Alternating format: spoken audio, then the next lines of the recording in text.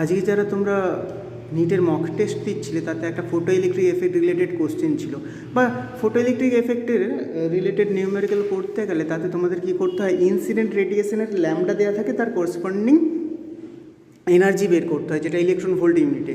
সেটার জন্য একটা ফর্মুলা আছে, 1240 বাই ল্যাম্বডা করে দিলেই 550, এটা করলেই তুমি ইলেকট্রন ভোল্টে এনার্জি ভ্যালুটা পেয়ে যাবে। আর যদি অ্যাংস্ট্রং ইউনিটে থাকতো তাহলে 12,400।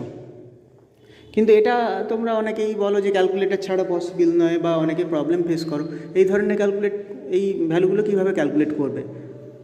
তো জিরো তো অবভিয়াসলি ক্যান্সেল করে দেবে। তারপরে কিভাবে করবে, সবসময় এগুলোকে বড় করার চেষ্টা করবে না, আমি বলি সবসময় ছোটো করে নেবে।